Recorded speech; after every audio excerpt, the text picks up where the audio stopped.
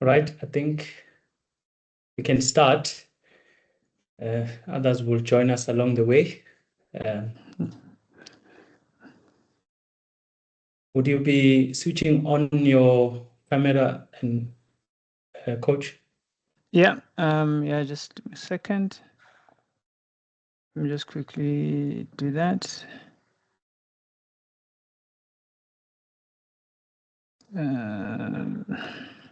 Cool. Okay, while you are Okay. doing that, I think we can start. Welcome, everyone. Good evening. I hope you are all well. And tonight we are going to have a special meeting. There we go. We're going to have a special meeting where we talk to the elites. But I think this webinar is accommodating every runner, even if you are a recreational runner. The principles that are going to be discussed tonight are applicable to everyone. So welcome. And my name is Siyabonga Kunene. I'm a sports physiotherapist and also an academic.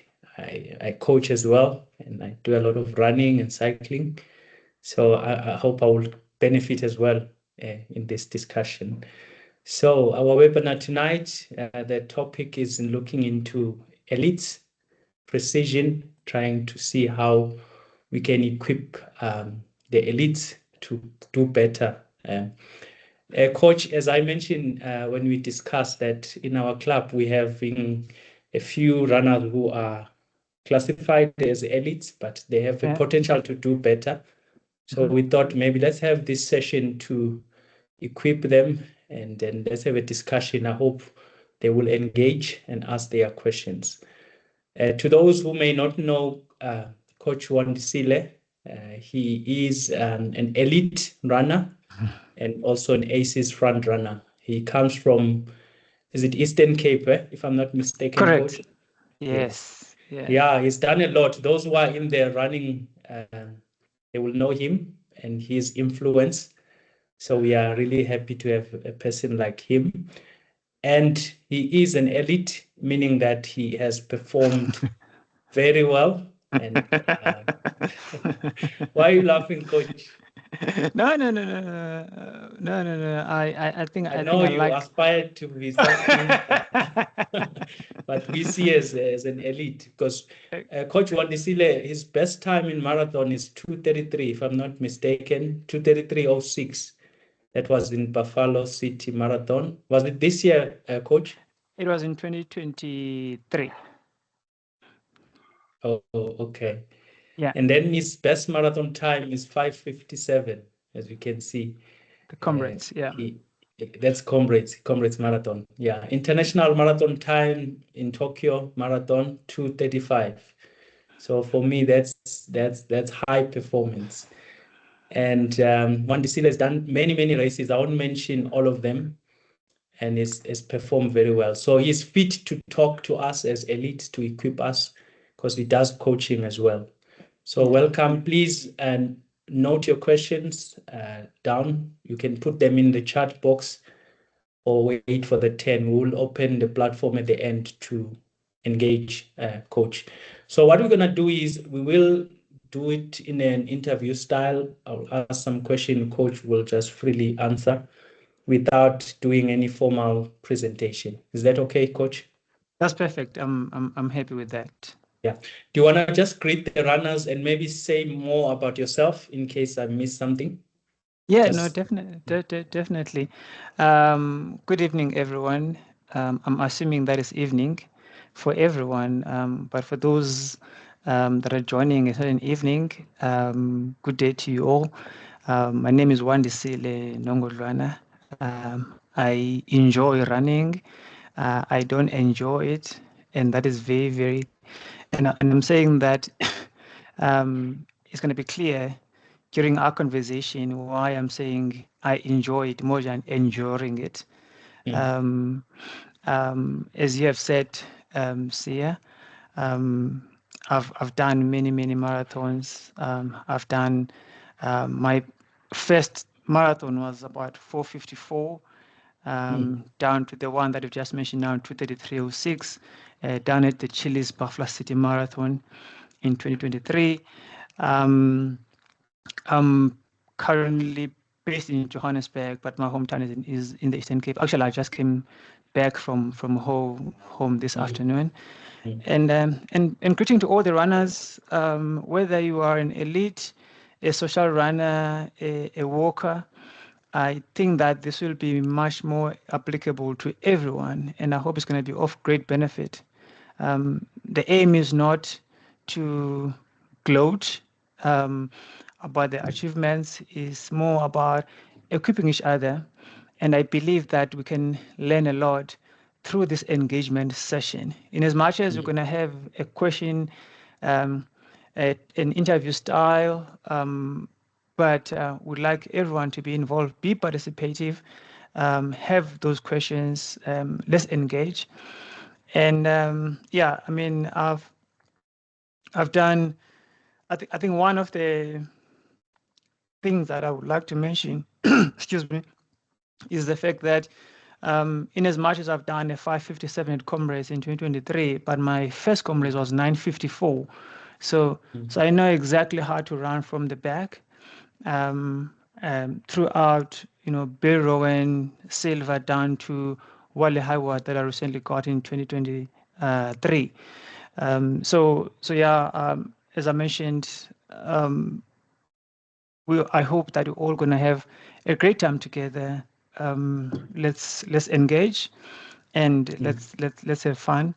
One of the things I just want to mention is, out of the races that you've mentioned, I had some very, very bad ones amongst the ones that I've done, and I will highlight those during our conversation. And I had great ones, and I hope I'll be bold enough to tell why there was a difference between the worst and the good ones. But let's great to be here, and I hope everyone that is listening and join the session will benefit from it. Thanks so much, Sia. Thank you, Coach. Just as we begin, I think, as I said, our topic is precision in motion. So we're gonna talk about training and race tactics for the elite runners.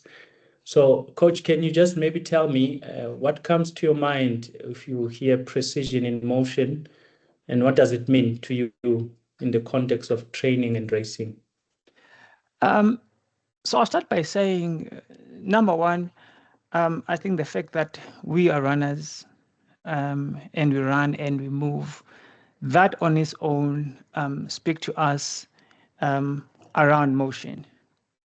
Now, the question is, how do we make sure that we effectively and efficiently be in motion?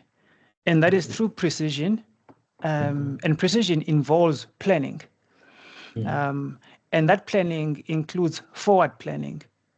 Because, I mean, if ever, for example, you're talking about precisions, one of the things that comes to mind is snipers, for example. Those people, they're very, very precise. But that has become embedded in them because the number of times that they've practiced, it doesn't come overnight. And also during that time of practice, it includes misses as well. However, the more they train, the more they practice, the more they get more closer to their target, such that when it's time to attack, they know exactly at what degree in order to hit the target properly. And the same thing as well with running and marathon training. It's not an overnight thing. You need to plan, you need to be consistent, you need to practice in order to be precise, in order to target emotion. Yeah. Great. And then now, what would be the description, the key difference between how an elite runner trains versus how a recreational runner trains? Okay.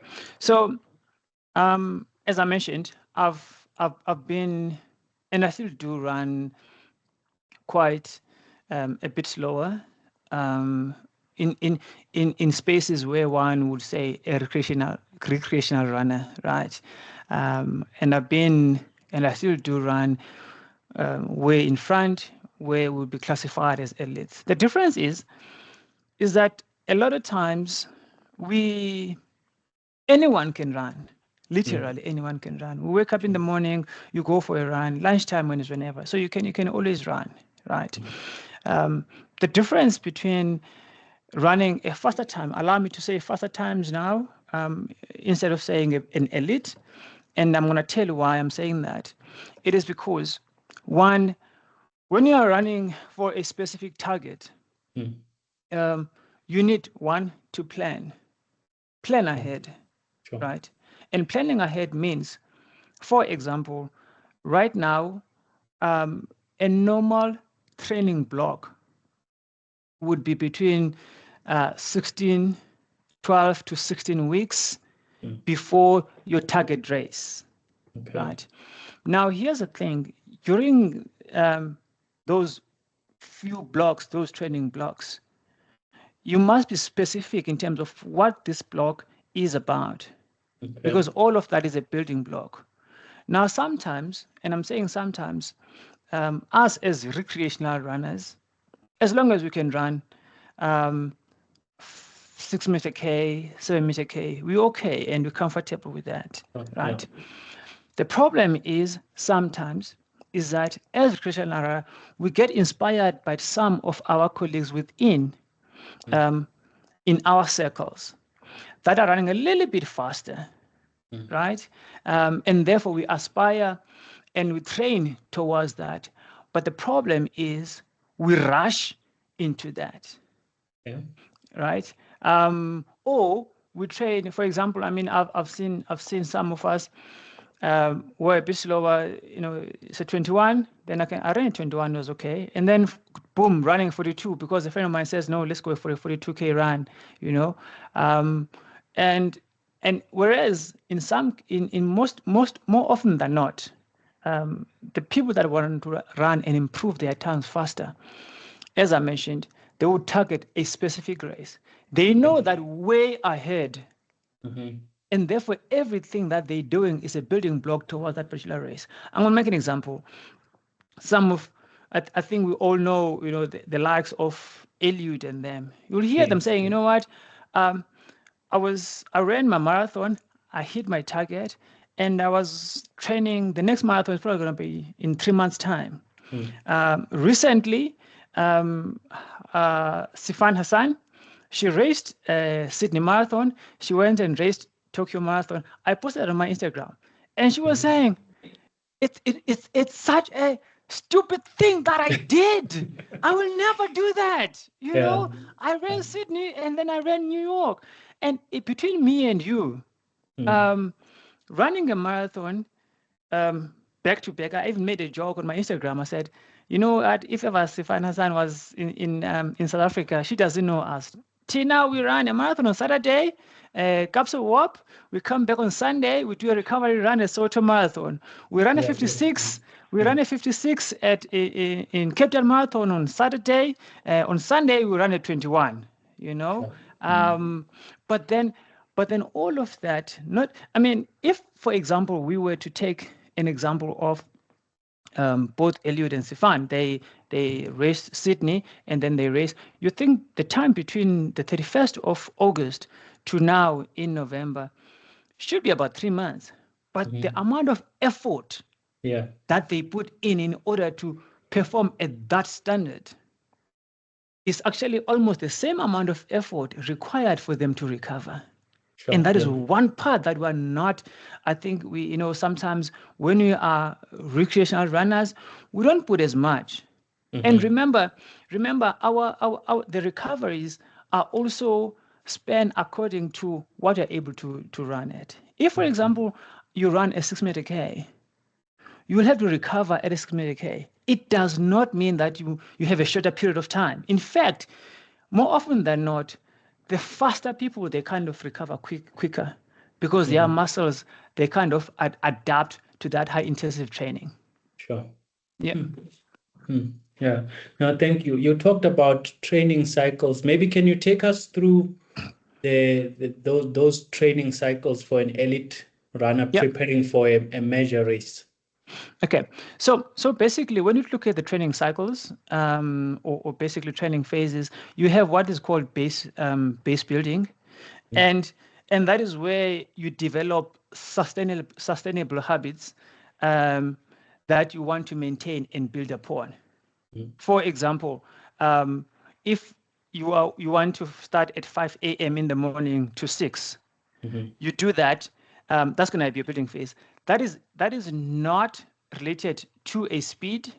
So you're not chasing speed sessions or anything like that. You are developing that habit. One, that helps you with your muscle building. Number two, it helps you with the consistency, because immediately you come off that track to come back now when it's time for you to go to the next phase, which is speed training. You wouldn't have built enough for your muscles, for your lung capacity to go for such a longer times, right? So you've got your base building, which is basically developing the habits that you can maintain and build upon. That's number one. Just on And that, then, sorry to interrupt you. Does this is it a requirement for every runner? Let's say, for example, I've run a marathon some weeks ago, and I've yes, taken a break of 2 weeks or 3, and now I'm coming back. Do I need to start with the base training, or should I you just go straight to the main, since no. I've got some fitness in me? So I'm gonna just right there. A typical example is Cape Town Marathon was cancelled. Yeah. Right? Cape Town Marathon was cancelled now in October, right? We've been training for a specific target at Cape Town Marathon. At Cape Town Marathon, you were at your peak. Yes. Right? You go and race Cape Town Marathon, and from there, you need between 2 weeks to 2.5 weeks, even to 3 weeks for you to recover. And therefore, when you come back, you still need to, because remember now, one, your muscles need to repair from the high intensity training that you've been doing, right? So you definitely need to go through that base training. It might not be at the level where there was no base at all. Okay. Right? But you need to get back into that consistency again. That is number one. Also, one other part as well that is important with the base training is the mindset and the psychological part of it. I see. Yeah. Because sometimes, now that Cape Town Marathon was cancelled, and I'm one of those people, I'm like, what's the point? Like, what's the point? Right? I'm like, what's the point? And then I'll do whatever that is there and all of that. And then from there, my training was haywire. There's no motivation. I wake up and run as and whenever I feel like. And then I'm like, ooh, there's Kapsewhoop. Oh, I think if I can go to Kapsewhoop, I hear that it's an easy marathon. I can go fast there and all of that. Or there's a Jacaranda marathon this past weekend, and I can go. Now, here's the thing, is between the time that you were at your peak, right, and the time that you're going for the next marathon, if ever you look at the time between Cape Town Marathon and any other race that is happening now that's been cancelled, we've got about what, maybe 4 weeks now, even less than 4 weeks, basically. Yeah. So and our training kind of, it has not been consistent post the cancellation of Cape Town Marathon. In some cases it has gone down. Now you want to go and race a marathon, right? And this is from experience. So I'll go and do Jacaranda this past weekend because I'm like, I train Cape Town Marathon and I'm fit and yeah, I've been running, but I haven't paid much attention. So that fitness, Cape Town Marathon, I'm sure it's going to help me. Yes. I get to Jacaranda and I'm running. I'm thinking to myself, okay, I'm going to run a good 259 should be okay. I'm not going to push too hard because I know at Cape Town Marathon, the plan was to run 240. So come on, it should be okay. I get to Jacaranda. I run the first lap. I'm feeling all good. At about 32, the police says, maybe you did not train as when you were supposed to for Jacaranda, but also there was still a bit of a muscle fatigue from the training of Cape Town Marathon, which you have not recovered from.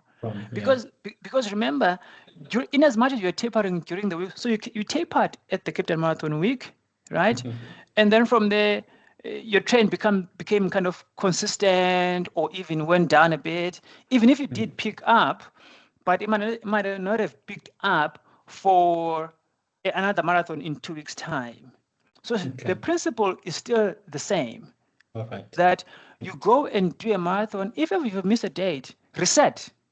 Reset. Let your body rebuild itself and plan for another marathon. I mean, some people, they went and ran ran Jacaranda, and then they qualified, all well and good. But my feeling is that if, for example, unless someone was consistent in their training from Cape Town Marathon to Jacaranda, chances are of them performing better would have been different. So as I said, so you have your base training, and then from then the phase 2, that is when you include your speed training. Your speed training, during that speed training, both your weekly mileage and the length of your long runs, they will continue to increase this time. So now you add more mileage, both your weekly ones and your long run ones.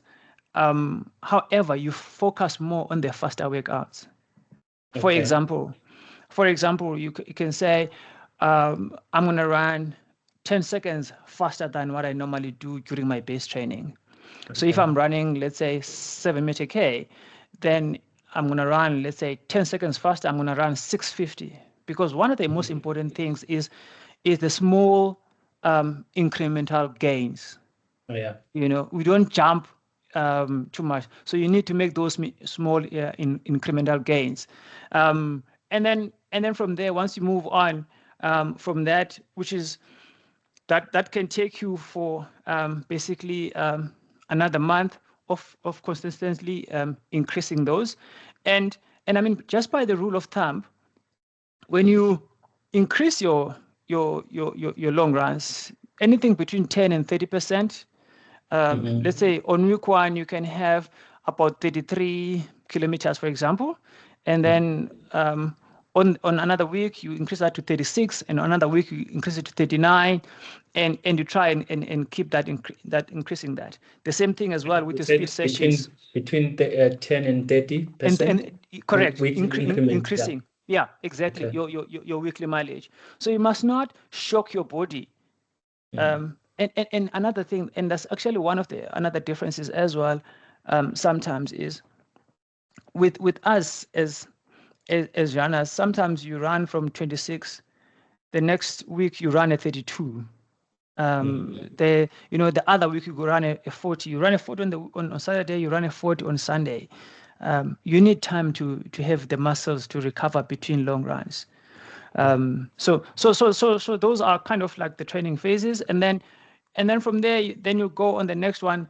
Now, that one you focus more on the race specific quality, and that is now it's phase 3, right? Exactly, correct. So that is where you concentrate on your peak training. Now that peak training, it focuses on the demands of the race, and that is why I was saying to you, it's very, very important, one, to plan ahead. So that we can be precise. For example, one thing that is very important when you are training is, what race are you going to do? What is the course like? And at what parts of the course you know that this is where I'm going to gain time, this is where I'm going to lose time. I'm going to make one example. This past weekend, I ran the Jacaranda on Saturday, the 42, and then on Sunday I was pacing a 10K Chile run, and I was pacing a sub 40 bus. We finished that 10K in 39 minutes 42 seconds. And it is because there was proper planning. I knew exactly what's the cost like. Remember, for you to run a 10K in 40 minutes, it means that you must run an average of 4 minutes a K, which is going to give you exactly 40 minutes. But you want to do a sub 40. If ever you run a sub 40 and you are early by a minute, you could have been too fast. Okay. You could have been too fast. Now this is I'm going to share quickly the splits of our 10K, and the reason why I'm doing this is so that the runners out there, they must understand exactly in terms of the planning, knowing the course that you're going to run, and therefore training for it. So we ran from our first kilometer. I mean, we were running at about, I think, let me just give me a second. Let me just bring that up. So we ran for 06. So we're off target because we're more than 4 meter K. The second kilometer, we're 4.8. We're off target, right? The third one, we go to 4.10, even slower. We're off target, right? Yes. On the fourth kilometer, we're down to 4.02. But on average, we are still at 4.05, so we're off target, right? Yeah. Now, from the 5th kilometer right to the 10th, we ran 3:53 on the 5th kilometer, because again, it comes to planning and knowing the course, the route profile. We went down to 4:10 on the 6th kilometer, and on the 7th down to 3:48, on the 8th to 3:44. And the reason why we're able to run 3:48 and 3:44 and 3:43 and 3:50 on those last kilometers, it is because when we started off, we started a bit slower. Slower, yeah. So exactly. So we were able to execute and get to that time. So that is why it is important, as I said, on that phase 3, that is when it must be the demands of the race that you are planning to run. And that is where you will reach your highest mileage during that time. And the most important thing as well is to be able to consistently in that phase until you taper. Okay. Until you taper. So you stay on that peak training, let's say for about three weeks until you taper, and then on the 4th week, that is when you're going to taper. Now, on the 4th week, you won't have lost fitness. I see. And then you know that at the end of, which is the phase 4 now, the phase 4 is basically taper for that peak performance for your training. And basically, normal is for some people is about 10 days. Others could be about 21 days. But they feel that 21 days is a bit longer, which is about 3 weeks. Others will make it about a week and a half, which is 10 days. And during that tapering, you should intentionally run less to allow yourself to be fresh up before the race day. Yeah. So yeah, if I get you well, so you are saying you must train with intention and know where you are going, what race you are doing, and then have phases of training. Correct. So where phase 1 is just building base, meaning that you are not aiming for targets, you're not worried about time. Then phase 2, you are into speed. Phase 3 is what? Race specific quality and peak training. Yes. And then the last one is taper for peak performance. Where is strength training come in? Do we do it beginning of the training or at a particular phase? When do you start? So during that building phase, that is when you include a lot of strength training, because remember, your muscles are going to be fatigued from the strength. They are going to be fatigued. However, you want them to be stronger. So that is when you basically include a lot of your strength training. In fact, even during your speed sessions, right? Because during that speed training as well, one of the things that we don't do very well as runners is the rest and recovery. We do not do that one very well. So each and every one of those training blocks that I've mentioned. You need to factor in strength. You need to factor in recovery. You do need to factor in a visit to people like you, the physios. Because remember, without an injury, just as no, maintenance. exactly for maintenance. I mean, I had a privilege of running and training with some of the Olympians, and literally on Fridays, it's their sports massage. There's no compromise. They go in for a sports massage, foam rolling, which is so painful, is part of it. So exactly. So during the training itself, right? Things that you overlook is warming up. It's very easy for runners. And I'm talking now to come. We meet up at a certain sport. On with our running gear, we go without properly warming up. We do that. When we finish, we hardly stretch afterwards. So all of those small building blocks and components, they are part of the overall training. So rest and recovery, strength is part of it, stretching and mobility. And I've had experiences where I had to learn the hard way. I ran 2 oceans 1 year. I had pain I had groin pain. I don't know where that pain. I mean, like really, from what I know and what I've been doing and running, I'm going like this when I'm running, right? I'm not running like this. So why am I having groins? Like why? Why? Like why?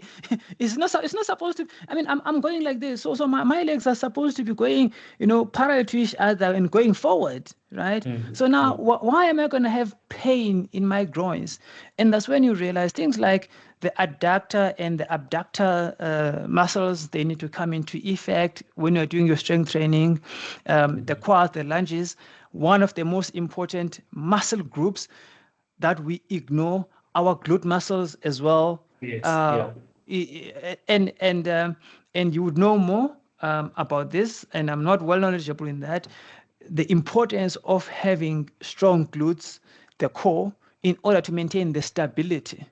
Is important. Exactly. So those are things that we need to think about when we're training. It's not just about going, and like you are saying, you don't go to the physio just because now you've got an injury. Because when you do that, people like Sia, they're gonna say rest. And runners don't want to rest. No. We don't like that. We don't like that word of rest. We're like, I know. Listen, I'm gonna heal through my running. And they opt for recovery runs that ends up becoming full sessions. Exactly. And those recovery runs, guess what?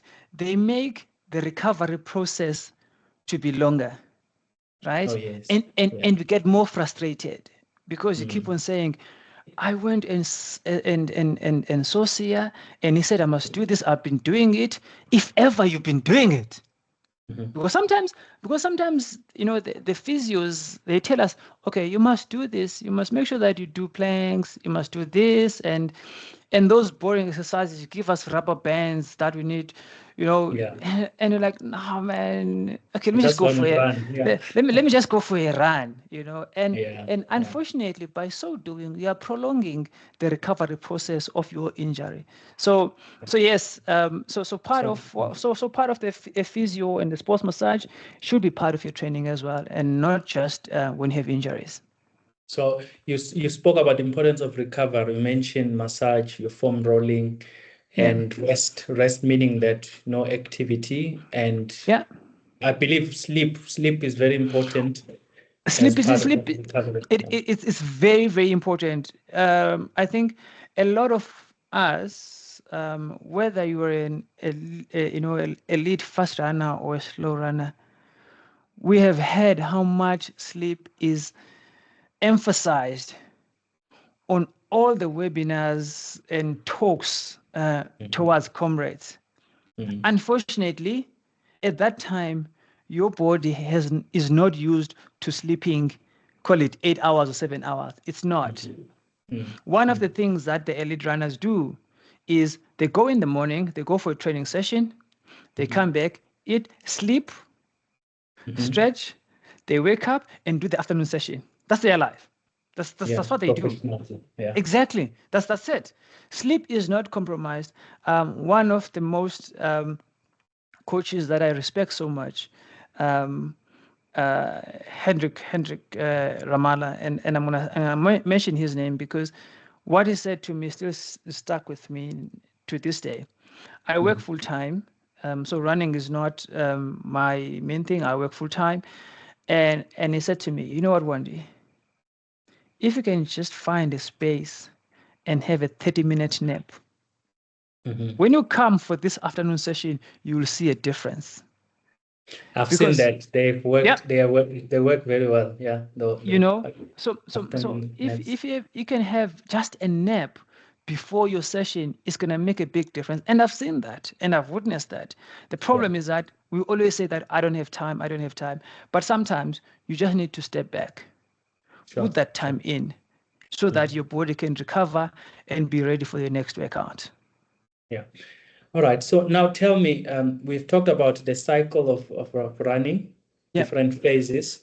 Can you give me examples? You've touched on it a bit, examples of different runs that you will have in a week, because I know some runners who always have the same kind of running.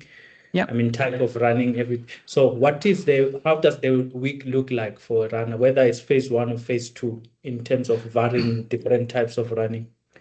So you need you need to factor in your recovery run, and that recovery run it needs to be very, very slow, chilled. Let's say on a Monday, you need to have your speed sessions. Now, speed sessions, there's two types of speed sessions. One is interval sessions, whereby you can either run 400, 200, 1,000 meters with a specific time rest in between.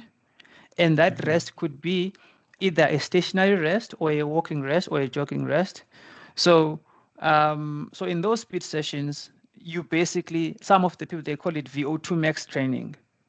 Yeah. You're basically helping your lung capacity to increase, right? To take in oxygen.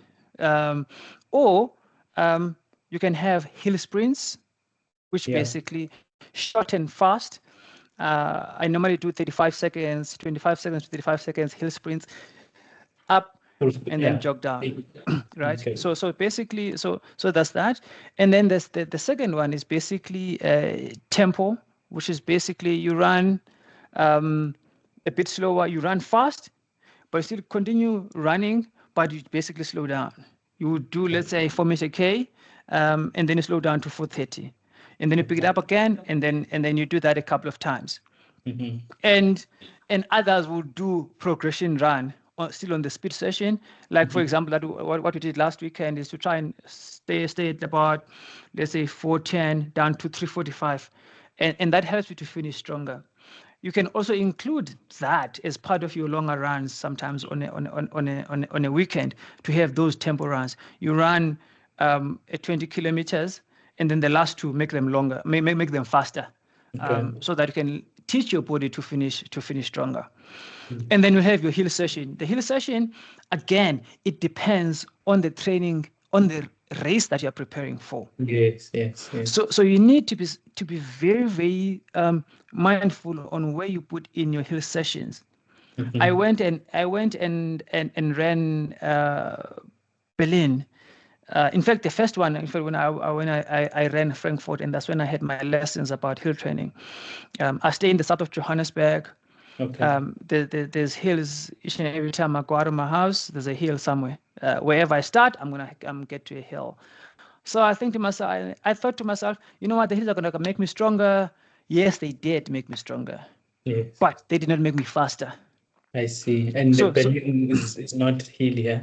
Exactly. So I get there, and I find pancake flat, the same as our next door neighbor, Caps Marathon. Yes. You know, when you're running a flat, you just wish, can I just have a bump? Just a little bit of a bump, just for the leg to recover. And the reason I experienced that is because I've not been training. My training was not specific to a race. I see. Yeah. And that's one of the reasons why some of us went, and I'm not saying this in a bad way, some of us that went to run Kapse Warp, that were preparing for Cape Town Marathon, they get to Kapse, they say, no. This hill, no, I'm not ready for this. And then they go downhill, and then they hit it, like, no. It's fine. Gradient is pushing me to go faster, right?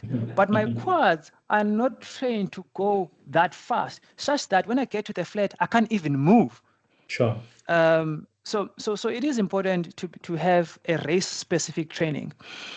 So you'll have your hill sessions, like I mentioned, and then you'll have sometimes, some other people call it MPS, which is marathon pace training.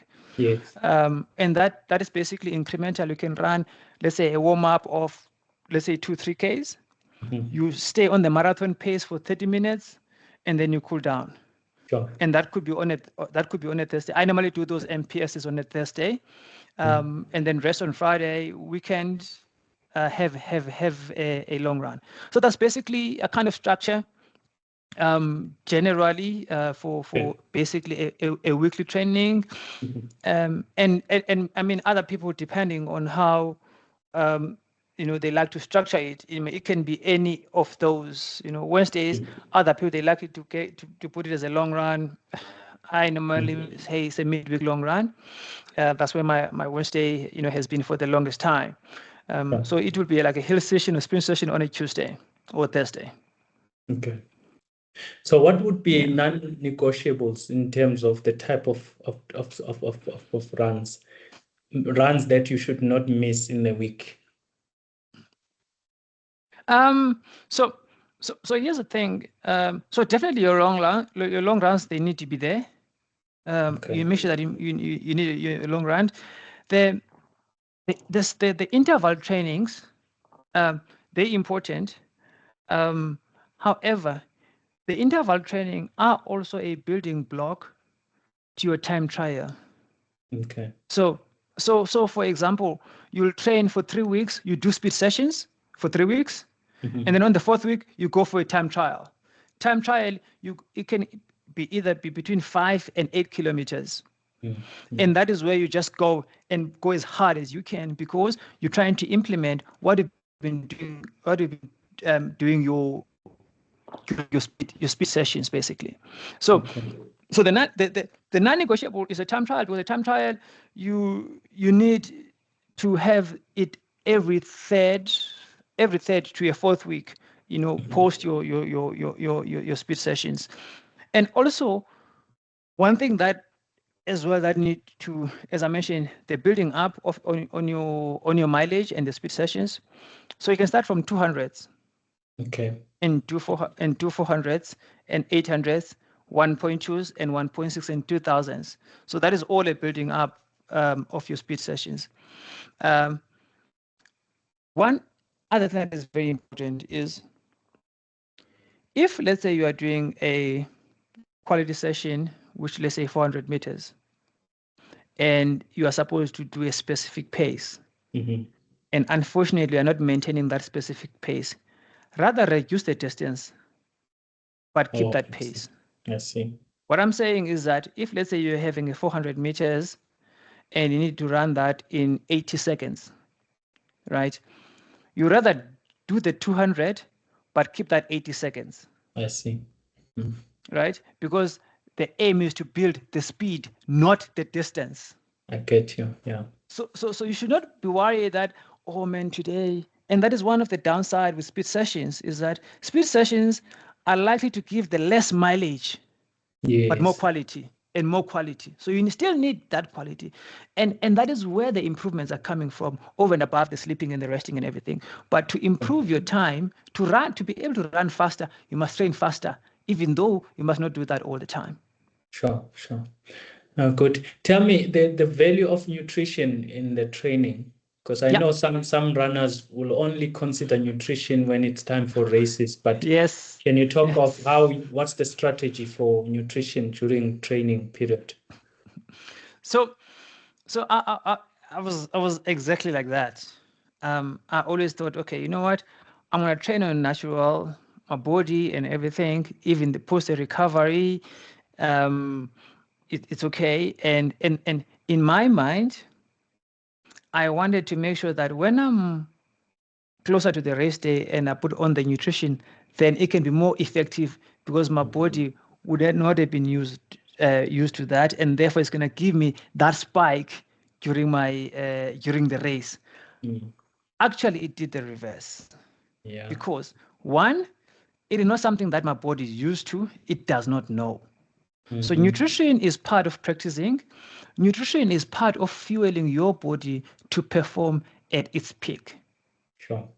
If ever you are driving from, let's say, from Joburg to Durban, and you are driving at a speed of 120 kilometers per hour, which is the allowed speed, you are more likely to fill up, let's say, at Montrose. Yeah. Just to top it up, and you get to Durban. If you're gonna travel at about 160 kilometers an hour, chances are you might not even reach Montrose. Montrose, yeah. Right? If ever you happen to exhaust the amount of the fuel that you have in your car, you might be stuck before you get to Montrose, and you have passed another garage. And you wait for there, you call AA, you delay the finish time. Yes. Right? So it's much better. If ever, fueling is very important, because the more you put your body under intense activity, your body gets depleted and need to refuel that. That is number one. And that is during the training. But post-training as well, you need to make sure that you take supplements for your body to recover, because your muscle fibers and your muscles, they've broken down during the training.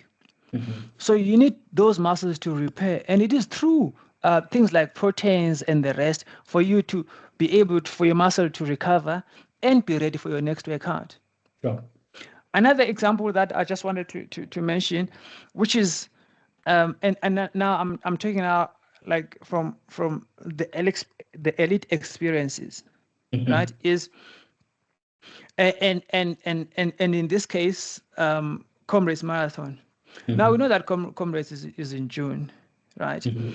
If ever you're going for a training run, for a longer run, which in more often than not, we do those long runs here. Anything more than an hour and a half to 2 hours, it needs to be fueled. I see. Yeah.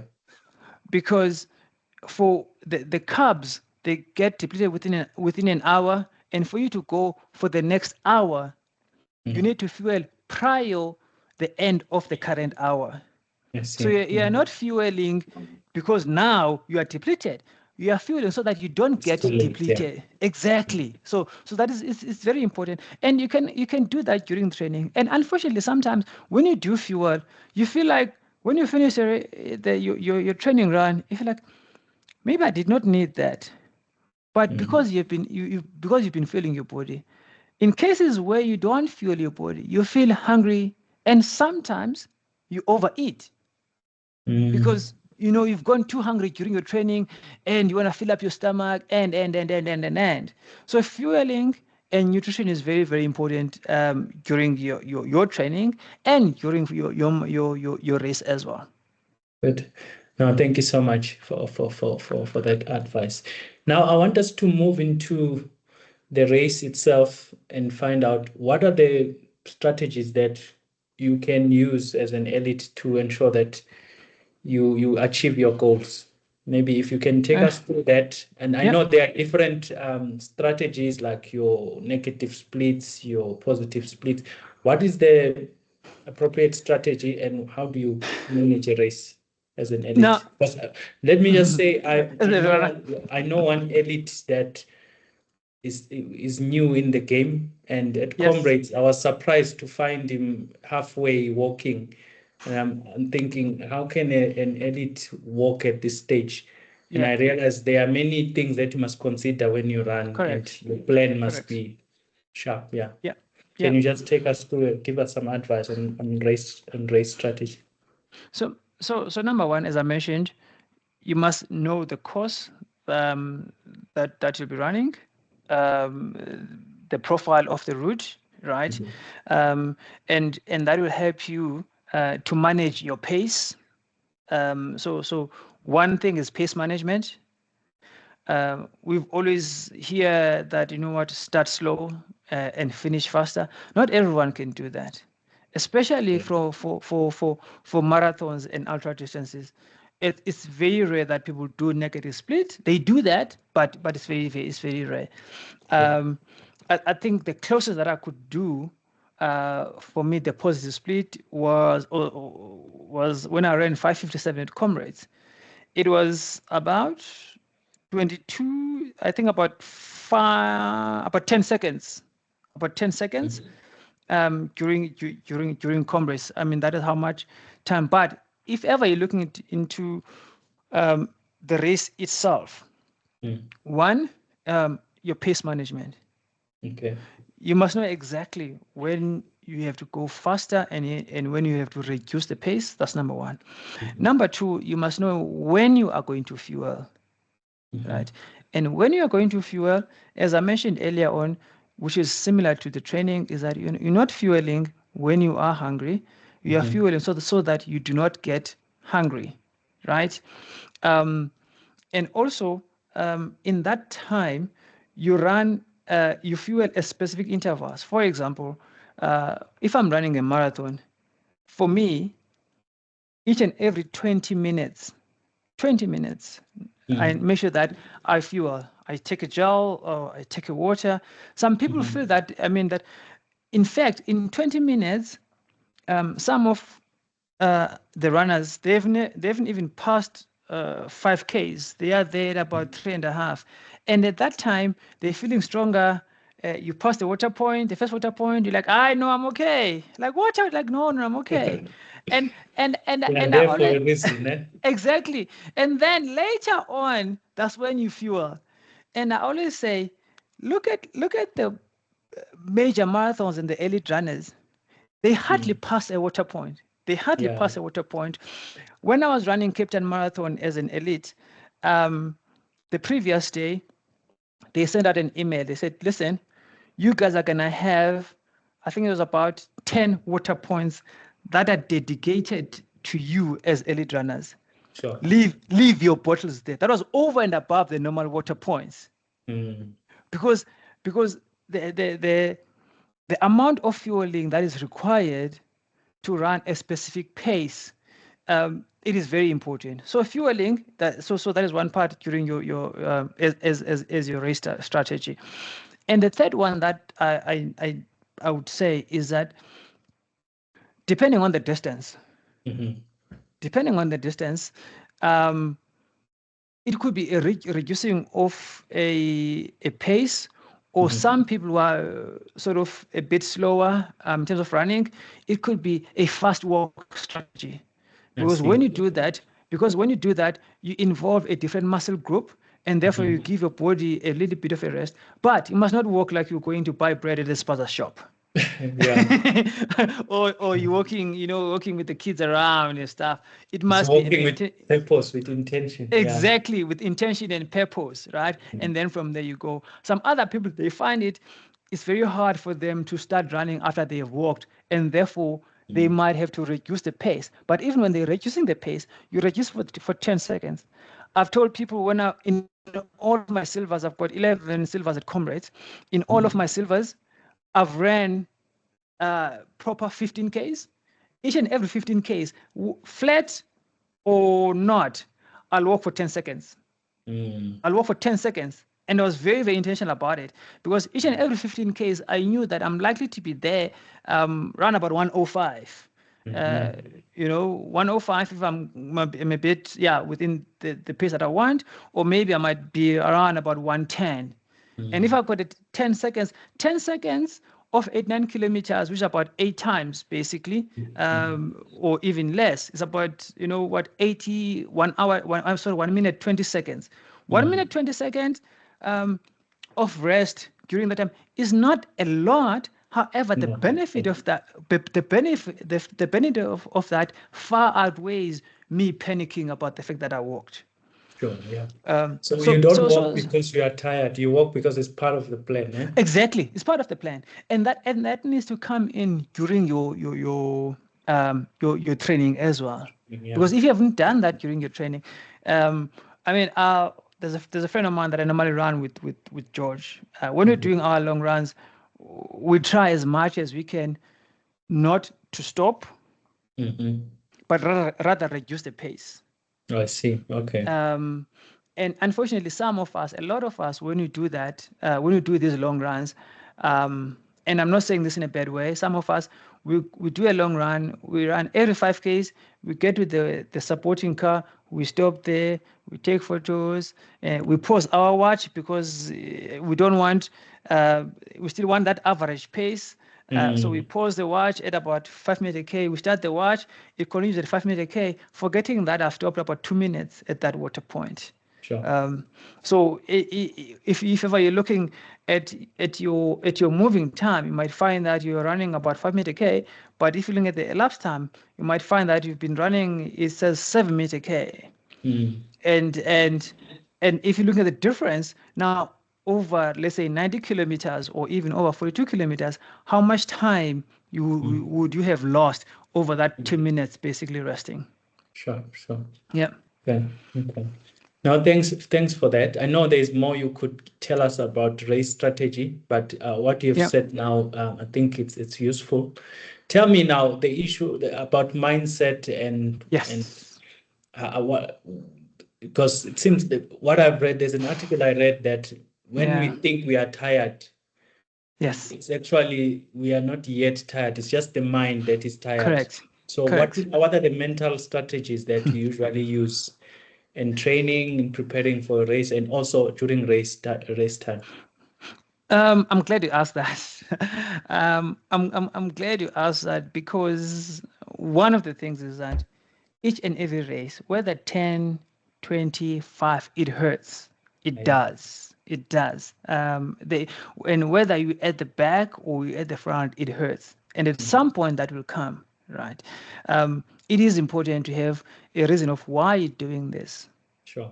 For the elite guys, they're doing it so that they can get the podium.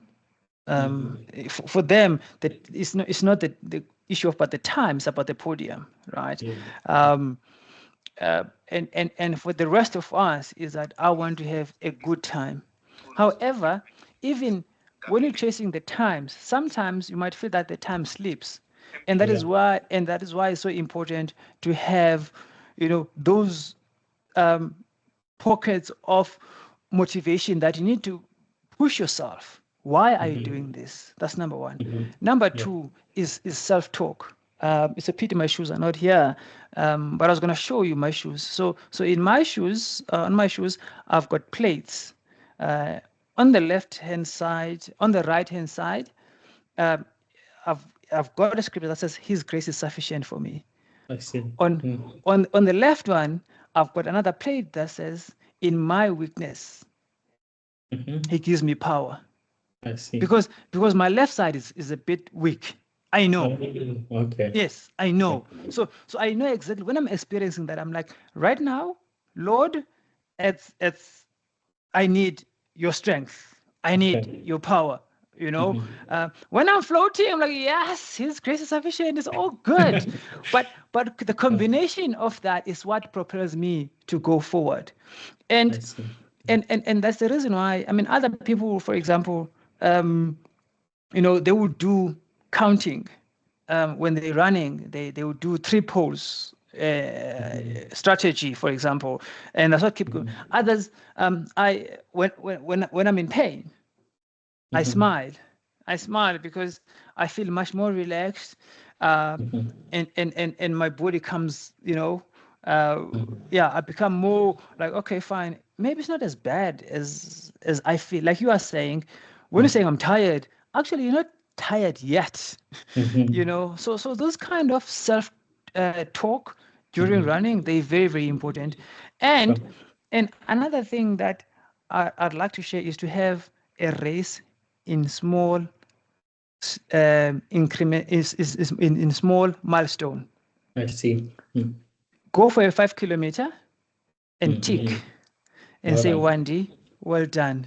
Okay. Go for a 10, you tick, Wandi, well done. Mm-hmm. When it hurts, we go for a kilometer, like Wandi, kilometer done. Mm-hmm. And you know that each and every step that you take is taking you to the finish line. Sure. Sure. And when all that is finished, you're saying it is finished. And there's nothing compared, and that is nothing compared crossing that finish line.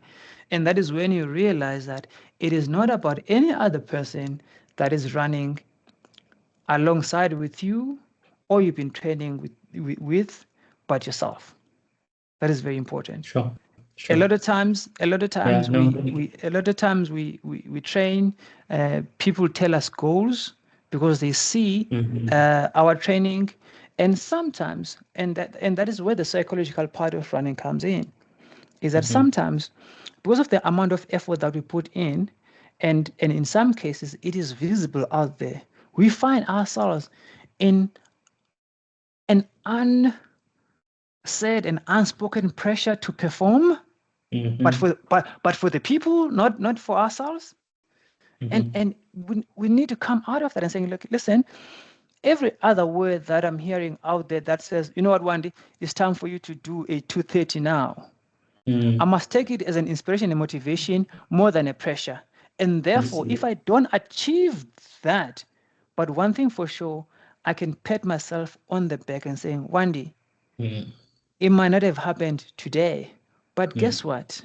Each and every day that you woke up in the morning and went for a training run, that on its own is a win. Sure. Yeah. Yeah. Yeah. No, thank you so much for that. I know we can keep talking and talking. Maybe let's I allow know. the That's me. runners to come in. I've got some few other questions, but I think I'm looking at time. I will just look at some of the questions on the chat box. But runners, please raise your hand if you wanna engage our coach. If you have a specific question, you can unmute and talk. There's one that MP BM has put there. It's relating to strength and mobility, how important that is. I Yeah. think you have covered that. Yes. Yeah. You've Yeah. covered that. And then the other one is how to monitor recovery and avoid overtraining. How do we monitor recovery and overcome And overtraining? overtraining. So overtraining, one of the signs of overtraining is consistent fatigue. Yeah. It's consistent fatigue, which leads to injuries. Mm-hmm. Because when you're consistently fatigued, it means that one, you've been overtraining. Now Mm-hmm. you need to reduce that, so that you can be able, as I mentioned earlier on, you need to be fresh to train. Yes, you will be tired because you've been training, right? Mm-hmm. But when Mm-hmm. that is consistent, then that's actually one of the signs of overtraining. That is number one. Yeah. And to a point whereby it can even lead to injuries, and that's the reason why the rest and the recovery is very, very important, and you need to be conscious about it and make sure the effect in it. You don't. That is not a compromise. I mean, a friend of mine was saying to me one day, you've been running every day. Isn't that overtraining? But it's the intensity. Okay. It's the intensity of the training, because one, like I mentioned, a recovery run, for example, in one instance, because you are running in such a way that conversing. I'm not worried about time. I'm just keeping my body going. Yeah. So that is how you recover. The strength and mobility, I think we've spoken about that. I made an example of my groin injury. I made an example of particular muscle groups that are important for us to strengthen them so that we can perform better. Your glutes, that is very important. Your quads, your hamstring, your hips, your hip flexors, your core. And strange enough, something that we don't normally think about is your arms as well. Sure. Because if ever you see a lot of running that we do, you do a lot of arm movement. You must try this one time is move your arms faster and see how your legs are going to respond. So sometimes when you're tired, once you move your arms faster, your legs, they follow. And once you start your arms like this, you know, even your legs are like, I know, as in, suppose I'm tired. I'm working Yeah, alone here. exactly. Yeah, sure. Now, thanks for Wendy for that. Another one is about how does altitude training and heat adaptation factor in the preparation for a race? For example, training for Darmstrong. Okay, so it does factor, right? I mean, we've seen a lot of elite runners. Pete Viesma, that is won last year's Congress, came second this year and the previous year. He's normally trained up in Kenya. A lot of elite runners internationally, they train up in Kenya in altitude. Some of our local runners, they go up to Darmstrong, Lesotho, at altitude. And that's the reason why you perform better on the coast. It helps you with your breathing. It helps you with your lung capacity. It helps you with the oxygen intake. So it does help you a lot when you are able to run at altitude. Now here's one thing that I'd like to mention is that as well, that adaptation, it needs to be over a specific period of time, right? I see. For it to be beneficial. I can tell you right now, without a doubt, if you're gonna go to Darmstrong on Saturday, on Friday, and come back on Sunday, and you think that you've done altitude training, it's not enough. It's not. Okay. If you've done that, let's say a month before comrades, even for the weekend, the only thing it's gonna give is gonna give you hill training. Which hill training you can even do it around here. When I ran my 557, and I'm not gloating about this. When I ran my 557, I didn't even go to any training camp. I was training around here in the south. Okay. I was training around here in the south, and of course, in comparison to Durban, I'm definitely at high altitude. There's no doubt about it. But what I'm trying to say is that for one to go to the extreme of at altitude, you must be there minimum a month for you to feel the difference of training at altitude. If you are there on a weekend, it can just be a weekend away and just, outside of Joburg, clear roads, there's no distractions and that, but it won't be as effective as someone who's been training there for a longer time. Okay. No, thanks for that. That is very useful. The other one is about someone is saying, is burnout and mental health openly discussed enough in elite training environments? I think I might have read a paper around how distance runners are challenged with stress and depression. Yeah. So, and also burnout and all of that. And one of the persons said it's because training itself is work. And if that is added on top of other things that you are doing, then you will eventually have burnout and you will have challenges with your mental health. That's can correct. you say something around that to say, do you think something to need to be attended to? It's definitely need to be attended to. And I'm gonna use two examples, right? Number one is the cancellation of Cape Town Marathon. And I'm talking about the elite guys now, right? Those guys have been consistently waking up in the morning, training for a marathon, and aiming to win, and right? And they've budgeted already. Exactly. And you can imagine how, I mean, me and you, We were the one who were actually doing it, kept the marathon. Now just imagine them as well. I mean, I even wrote an article on LinkedIn about how we felt during because of the cancellation of Cape Town Marathon. Now, burnout, it's a sign of overworking, exhaustion, and also it's a sign of having a feeling of being put under pressure and yet not accomplishing what you're expected to do. I see. So you feel that you are overly exerting yourself, but you're not hitting what you're supposed to be hitting. So those are the signs of burnout. And what happens is that mentally you go to a dip of a bit of a depression because you're trying to get yourself out of this, right? And that is why sometimes some of the runners, when and remember also, running is something that is part of their life. They hold on to. It's very, very dear in them. So immediately they feel that they are not, or we feel that we are not performing at our best in what is very dear to us. That it leads to frustration, it leads to stress, and that's the reason why you need to step back, reset. Yeah. But don't stay there. Don't stay there, because you know that your high is in running. Like you know your high is in running. You know your high is in running. But the question is that how do you get yourself from that deep end, basically? How do you get yourself that? And that is once again back to the training phases that I've explained earlier on.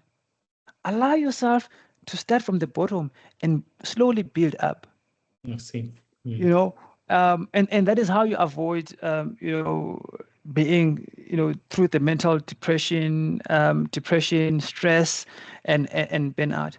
I've got a friend who is preparing for DC.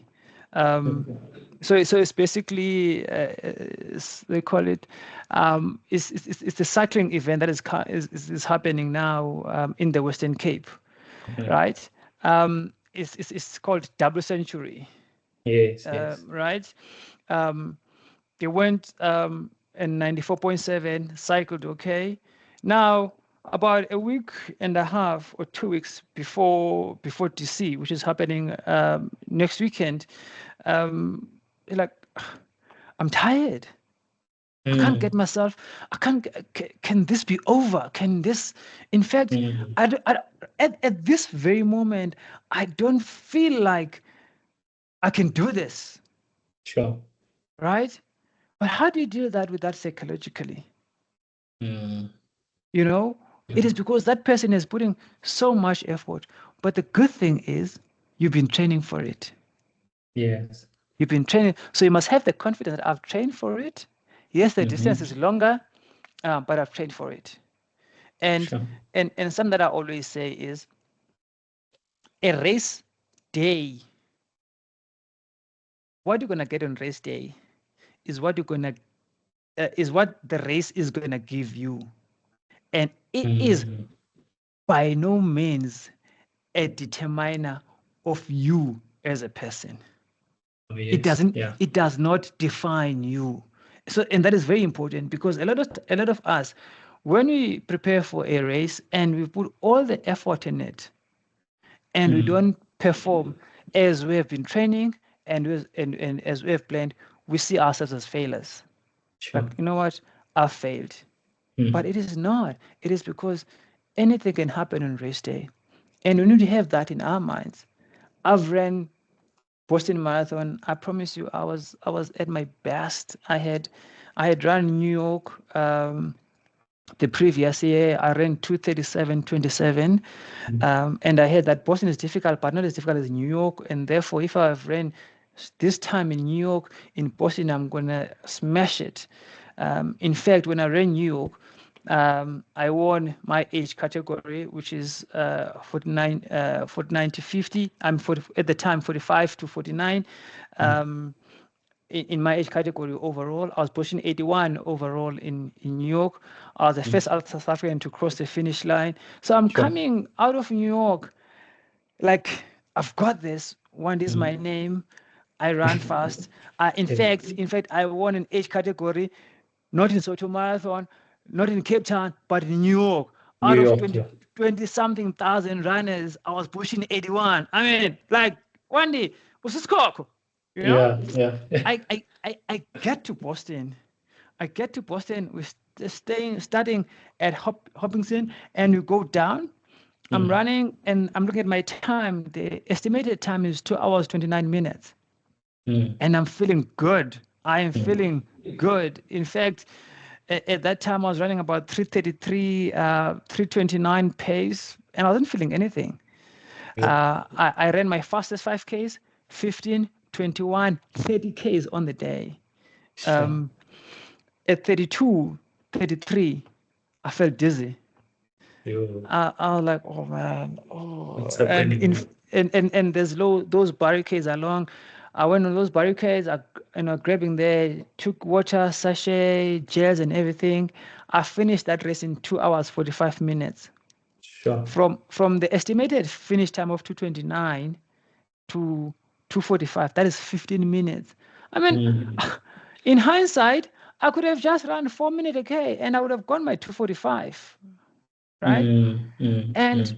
And I came back from that with the tail in between my legs, and feeling all, sorry for myself, depressed, and that. And unfortunately, as much as we've got people like you saying, Wandi, well done, the very same people sometimes, what are you doing? Why are you going so fast? Yeah? What are you doing? You know what I mean? And those things, and when you hear those statements coming into your mind, you feel like, I failed. I feel like, oh man, I failed. Okay. Yes, I decided too fast. And guess what? The following year, that was 2021, 2022, when I ran Boston. In fact, one of the guys, because that very same year I had run a Peninsula Marathon, I ran a 2:42. One of the guys commented on my Strava and says, you know what, Wandi, had you ran the pace in Peninsula, you would have ran way better in Boston. And I'm like, okay, oh man. Okay, and I'm like, truth hurts, right? And for the longest time, I thought, man, this running thing, I came back 2023, I ran my pace time at Buffalo City Marathon, 2:33:06. 2023, I ran my fastest comrades time, 2022, the same year actually, that was comrades. I ran 6:24, that was my fastest time. I went and ran Berlin on the very same year, 4 weeks after comrades, and I was not supposed to do that, but I had raced that for Berlin. I ran 2:37:18. Came back 2023, I ran 2 hours, 3 minutes, 06 seconds.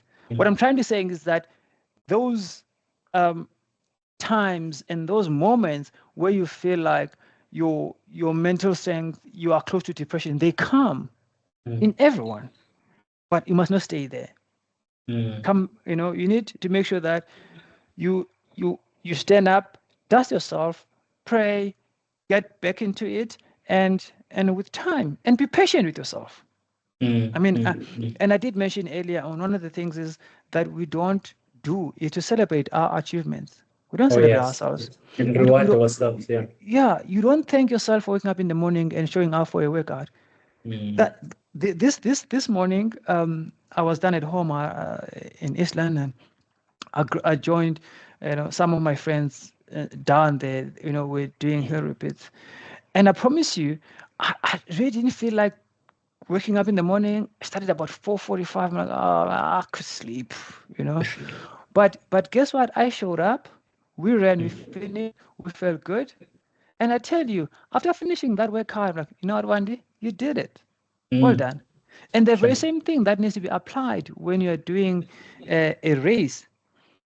You need to say, in as much as I performed in a way that I was not expecting on this race, but I was showing up every day, and therefore I am way fitter than I was in comparison to this race.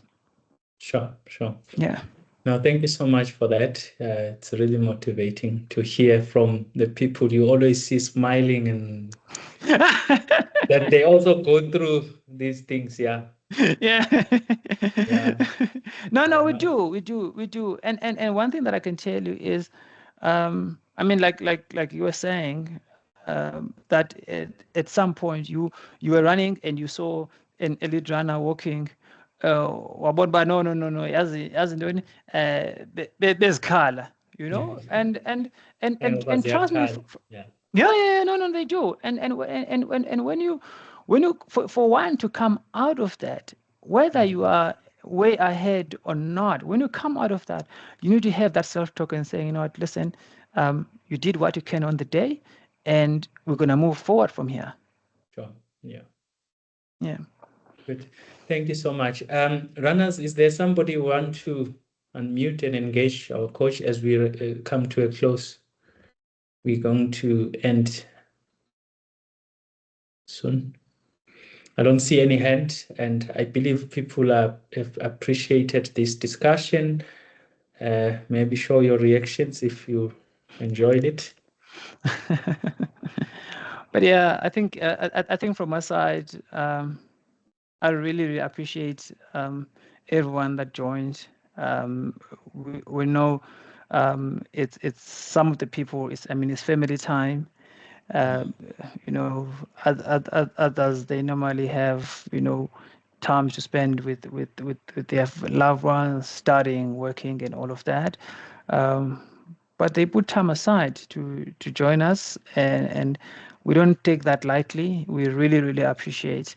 One of the things that I like to say, you tightly mentioned, I think there's one of the questions around mental health, as we're about to close, is that the month of November is around cancer and mental health awareness month, and that is specifically, it's not just about the ladies who test about breast cancer, but also us as men. Let's go and have prostate cancer, and I recently heard that even men can actually have breast cancer too. Yes, they can. So it's not just about only prostate for us as men, but also let's go for breast cancer. So don't wait for Bantom Jakbona, don't wait for you to get to 40 for you to go and test. You can do that now while still younger for breast as men. And also, during this month is basically also against gender-based violence, the awareness of that. I know that there's a kind of a lot of color purple that is floating around as well. Us as men, let's have those uncomfortable conversations in terms of how we are not the perpetrators to our women, how we should treat them better, and also how we teach our kids, the brothers, the sisters, our brothers, our sons, how they can be better people, and amongst other things. And I'm not saying this because of the platform that we currently have or that we are in right now in the audience. Things that we do, we must always know that God is there for us, and we should lean on Him. I know sometimes men, we don't talk, but there's someone who's always having an ear to listen to us, and that we can be openly and be vulnerable to Him, and He does answer. Sure. Yeah. No, thank you so much. Thank you, Wandisile. I see there are some questions that just popped up now. One is saying how to climax correctly for a race. I have a tendency of getting tired before the race day. So as I mentioned, we have got those training phases that I've described, right? One of the most important things is to make sure that we rest and have that tapering week before the race, right? And that is the reduction of the mileage, It's mostly more on the mileage side. The intensity, not much as, so if, for example, you're having speed sessions, instead of having 5, you can decide to cut them down to 2 or 3. But you still schedule them. But exactly, still schedule them in. So that will help you as well, to make sure that fatigue before the race day helps you as well. And also, we spoke about it. The resting and the sleeping, it goes a long way. You know, there's a saying that we do not get stronger when we're training, we get stronger when we are resting. Resting, yeah. That's where fitness is gained, yeah. Exactly. So that is when we're gaining the fitness. So let's be mindful and be specific about our rest and recovery. Let's be specific about our tapering, and I think that will help a lot. Let us know, Trevor, with time, if that helped you as well. I mean, if anyone who's listening, if ever there is a point of where you did apply some of the stuff that is spoken about here, and you saw a difference, please let us know. Because it is not just about us sharing information, but we like the feedback as well. Okay, thank you so much. I think we've come to the end. Just to say a few words. I think there's just one more comment on. I just opened my chat now. Quick comment on doing Cape Town Marathon 3 weeks before Congress in 2026. Okay. Oh yeah. So this is, and I'm guilty of this, because I'm going to do both. I'm guilty. And I tell you what, okay, so totally not recommended. Totally not recommended. It's too close to comrades. Remember, when you run a marathon, you need about 2 to 3 weeks of recovery before you can go back to your base training and pick up. Okay, so it's very, very close to comrades. So it's definitely, I would definitely advise against it. Unfortunately, Cape Town has thrown spanner in the works that if you do a Cape Town Marathon next year, we might get a star for one of the world majors, because it's likely to be a world major. And also some of the people, they've moved their entries to next year and the following year, or 2027. So my recommendation is, you can always skip next year's Cape Town Marathon if ever you're pushing for comrades. Skip Cape Town Marathon and do comrades, and then the following year skip comrades and do Cape Town Marathon. That's my recommendation. Okay. For me, the reason why I'm doing both, it is because my target race is Cape Town Marathon. I'm not doing 2 oceans. I'm not going to do 2 oceans. I normally do 2 oceans and comrades. I'm not doing 2 oceans. My target marathon is Cape Town Marathon. I'm hoping to run a good time there. Comrades is just for me to add another silver medal. I'm not even going to try and push a Wally Highward in comrades, because I wouldn't have had time to recover enough for a Wally Highward. Yeah. No, thanks for that advice. Yeah, I hope we'll have other sessions to just touch on other things, because we cannot cover everything in one session. But thank you so much, everyone, for attending, and thank you, Coach Wandi, for that.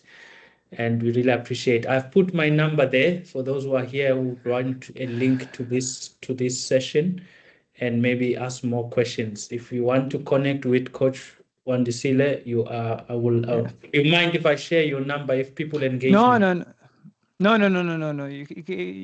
don't mind at all. Okay. I mean, I've almost put my like number there. me and if you need anything, please request through WhatsApp. Thank you so much, and all the best with your training and your competitions, and enjoy the festive season. Yeah, when it comes. Thank you so much. Thanks everyone, and have blessed holidays. And those that are traveling, be safe. Thank you. Bye.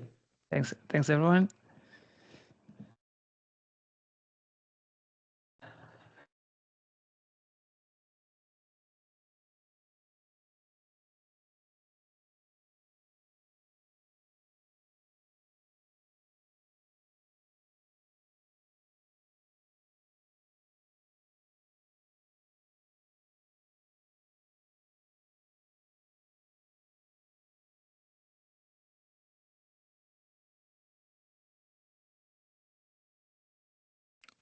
So yeah, we can probably debrief tomorrow.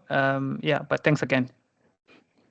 Yeah, appreciate everything. all right. You'll talk tomorrow. I'll engage you tomorrow. Thanks. Sure, not a problem. All right, thanks, Buddy. Night. Sure. Bye. Thanks, just bye.